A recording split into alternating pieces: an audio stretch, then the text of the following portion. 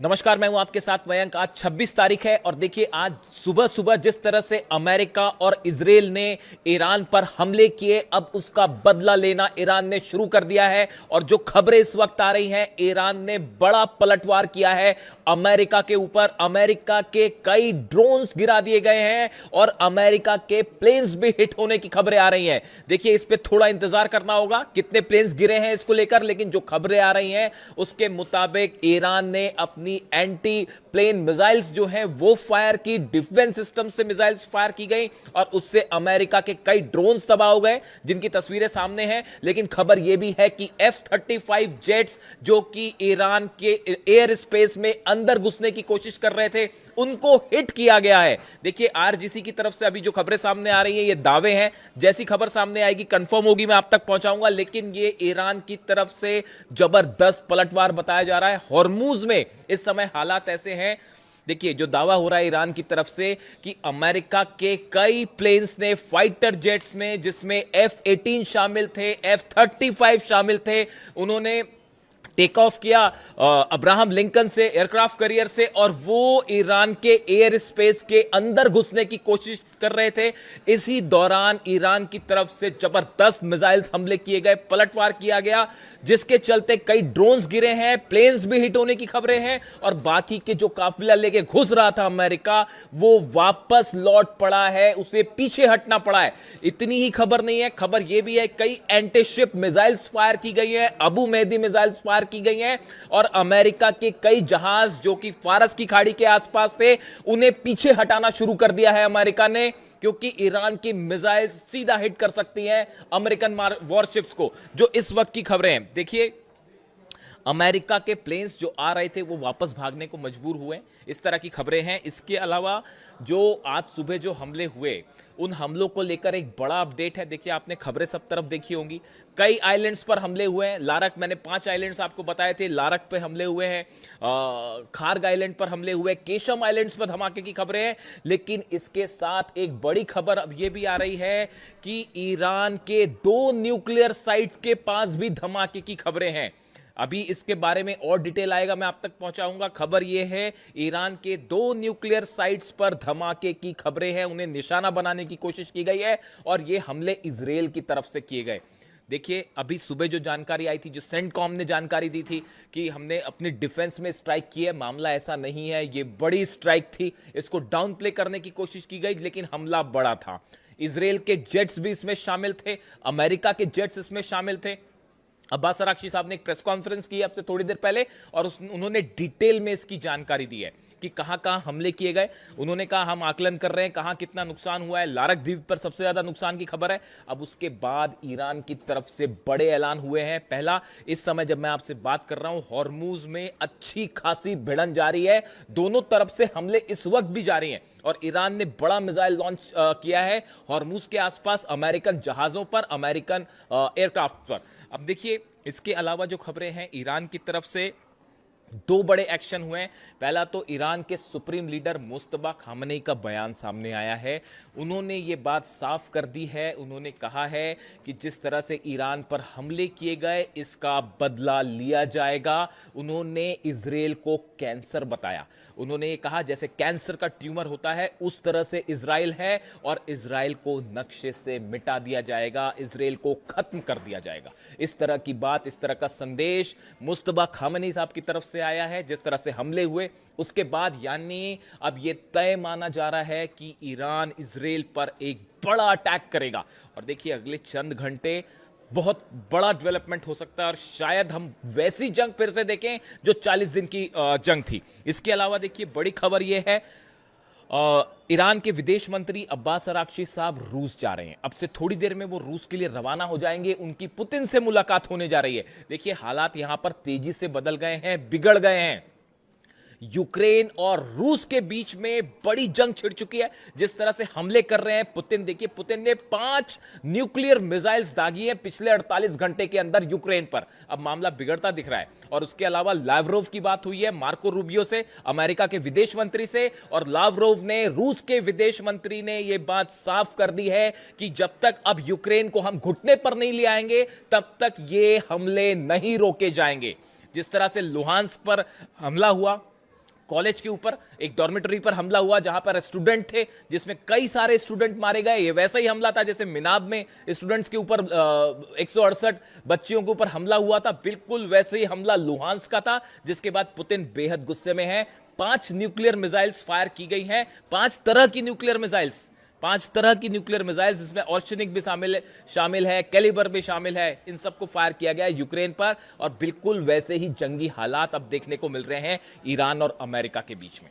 देखिए, मैं फिर से इस बात को रिपीट करूंगा, पूरी दुनिया में जितने पत्रकार हैं, जितने न्यूज चैनल्स हैं, जितने पॉडकास्ट चल रहे हैं, सबका स्टैंड ये था कि ईद के पहले हमला नहीं होगा, हज के बीच में हमला नहीं होगा। आप मेरा वीडियो उठा के देखिए, मैंने दावा किया था आपको कि हज के बीच में ही हमला होगा, ईद से पहले हमला होगा। और देखिए, ये खबर एक बार फिर सच साबित हुई। इसकी बड़ी वजह थी, देखिए, कई लोगों ने मुझसे पूछा, आज सुबह से कई फोन्स आ गए मेरे पास, और सब ये पूछ रहे हैं कि आपने ये दावा कैसे किया था कि ईद के पहले पहले हमला हो जाएगा, हज के बीच में हमला होगा। कई लोगों ने ये सवाल पूछे। आप इकलौते ऐसे पत्रकार हैं जिनका ये दावा था कि हज के बीच में हमला होगा, ईद के पहले आपने कैसे दावे किए? देखिए, इसकी 2-3 बड़ी वजह थी।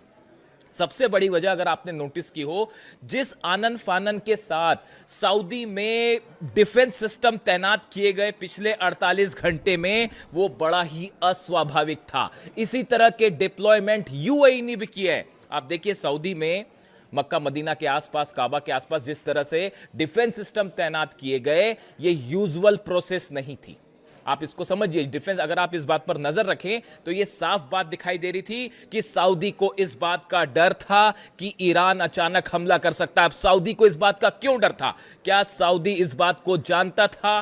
क्या मोहम्मद बिन सलमान इस बात को जानते थे कि अमेरिका और नेतन्याहू एक बार फिर स्ट्राइक करने जा रहे हैं 48 घंटे के अंदर? क्या यही वजह थी उस जल्दबाजी की जो डिफेंस सिस्टम तैनात किए गए, आनन फानन में इजराइल से सिस्टम मंगवाए गए? एक पॉइंट। दूसरा पॉइंट आप देखिए, अब्राहम लिंकन एयरक्राफ्ट कैरियर पर पिछले 48 घंटे के दौरान बड़े डेवलपमेंट्स हुए।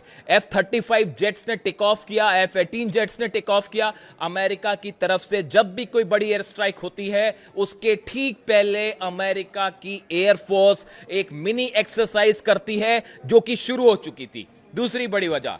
तीसरी बड़ी वजह, इजराइल से कई रिफ्यूलिंग जेट्स ने टेक ऑफ किया। बेन गुरियन एयरपोर्ट से 4 से 5 रिफ्यूलिंग जेट्स ने टेक ऑफ किया, जो हॉर्मूज के ऊपर गए। आप सोचिए, अगर रिफ्यूलिंग जेट्स टेक ऑफ करते हैं बेन गुरियन एयरपोर्ट से, वो हॉर्मूज के ऊपर क्यों गए? ऑब्वियस सी बात है कि हॉर्मूज के आसपास कोई हमला होने वाला है। वो वहां पर भाई घूमने तो गए नहीं होंगे, पिकनिक मनाने तो गए नहीं थे वहां पे। वो F-35 F-18 जेट्स जो कि इन्वॉल्व थे, इनकी रिफ्यूलिंग के लिए गए थे कि एयरमैन की रिफ्यूलिंग की जरूरत पड़ सकती है, या अब्राहम लिंकन पर जो एयरक्राफ्ट है अमेरिका के, उनको ऑयल सप्लाई करने के लिए मूवमेंट हुआ था। इसीलिए यह बात साफ थी कि पहले ही हमला करेगा। और चौथी बड़ी वजह, देखिए, अमेरिका जब भी अटैक करता है, उसकी खास बात यह होती है कि वो एकदम से अटैक करेगा। मतलब आप ये सोचेंगे, या तो ये कहा जाएगा अभी बातचीत हो रही है और उसके बीच में हमला हो जाएगा। इसीलिए शायद ये सोचा अमेरिका ने कि सब ये मान के चल रहे हैं कि भाई अभी हज चल रहा है, ईद होने वाली है, इसलिए हमला नहीं होगा। सरप्राइज करने की कोशिश की गई ईरान को, और बीच में हमला कर दिया गया। ये वैसा ही था जैसे अली खामनेई साहब पर हमला हो। इसीलिए आपको कहते हैं कि जो पुराने ट्रेंड्स हैं उससे सीखना पड़ेगा, आपको समझना पड़ेगा। पिछली बार जब हमला हुआ था, और जिस तरह से हमले हुए अली खामनेई साहब में, रमजान के बीच पे हमला किया गया। इसीलिए इस बार देखिए हज के बीच में हमला किया गया। इस ट्रेंड को समझिए आप। इसीलिए मैंने दावा किया था कि ये हमले हज के बीच में हो जाएंगे और फिर से एक बार जंग हो सकती है, और अब वही हालात सामने खड़े हुए हैं। एक बार फिर धोखा हुआ। बड़े सारे लोग मुझसे पूछ रहे थे कि भाई आप डील के पक्ष में क्यों ना हो, किससे डील की जाए और क्या डील की जाए? उनसे जो हमले कर रहे हैं, कैसे डील हो सकती है?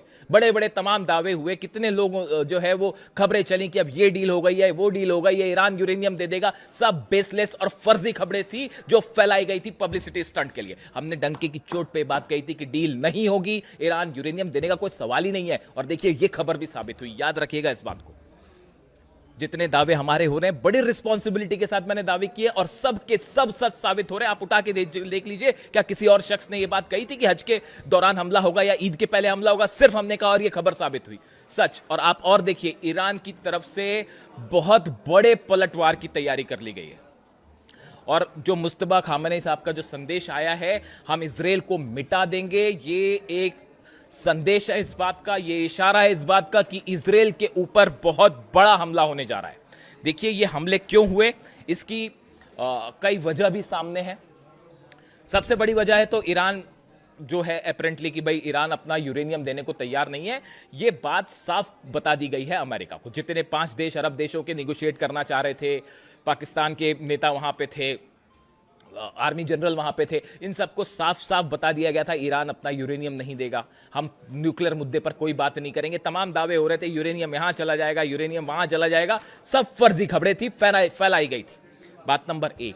बात नंबर 2, आप देखिए एक बड़ी लॉबी काम कर रही है। आप मेरा कल का वीडियो उठा के देखिए, मैंने कई लोगों के नाम लिए थे जो खबरें हैं वेस्टर्न मीडिया में खबरें हैं। देखिए मार्क डूडोविट्स डोनाल्ड ट्रंप के करीबी हैं, लिंडसे ग्राहम आप जानते ही हैं, टेड क्रूज, ये वो नाम है, ये इनको बड़ी लॉबी माना जाता है इजराइल की, जो कतई नहीं चाहते कि किसी तरह की डील हो जाए। नेतन्याहू कतई डील नहीं होने देंगे, और अगर डील होती भी है तो उसको फिर से तोड़ दिया जाएगा जैसे 2015 के पैक्ट को तोड़ा गया। इसीलिए ईरान विश्वास करने को तैयार नहीं है। इसीलिए मुस्तफा खामेनी कह रहे हैं कि हम विश्वास नहीं करेंगे। और अब हालात ये है, देखिए बड़ी इस समय ईरान खास तौर पर हॉर्मुज में, चूंकि हमले आइलैंड्स पर हुए इसलिए अभी पूरा फोकस जो है हॉर्मुज में, और हॉर्मुज में इसको जंग कहते हैं, सीधी सीधी जंग छिड़ी हुई है। लेकिन अगले चंद घंटों में ईरान की तरफ से बड़ा मिसाइल अटैक हो सकता है। और देखिए अब्बास अरागची साहब तुरंत पुतिन से मिलने भी जा रहे हैं। हो सकता है कि इस मुलाकात के बाद एक्शन देखने को मिले, लेकिन फिलहाल ईरान की तरफ से हॉर्मुज में कई मिसाइल्स फायर की गई हैं, और उसमें अभी कितना नुकसान है अमेरिका को, ये थोड़े वक्त पर सामने देखने को मिलेगा। लेकिन अभी हालात ये है कि ये बात साफ हो चुकी है कि कोई डील जैसी संभावना नहीं है, पूरी तरह से खारिज है। अब्बास अरागची साहब की प्रेस कॉन्फ्रेंस थी अब से थोड़ी देर पहले, और जो बातें उन्होंने कही, उन्होंने कहा कि हमारे को बिल्कुल बदला लेने का पूरा अधिकार है। उन्होंने कहा इंटरनेशनल लॉ, यूनाइटेड नेशंस के चार्टर को अमेरिका ने तार तार कर दिया है। हम एक बार फिर बात कर रहे थे, इजराइल की तरफ से बीच में ये हमले हुए हैं, तेहरान पर भी हमले हुए हैं, तेहरान के आसपास भी धमाके हुए हैं, 2 न्यूक्लियर साइट्स पर धमाके की खबरें हैं। इसका बदला लेने का हमको पूरा अधिकार है। और अब देखना यह है अगले चंद घंटे में ईरान की तरफ से क्या रिप्लाई देखने को मिलता है। जो भी अपडेट होगा मैं फौरन आप तक लाने की कोशिश करूंगा। कमेंट करके बताइए इस वीडियो को लेकर आपकी क्या राय है। Thank you so much.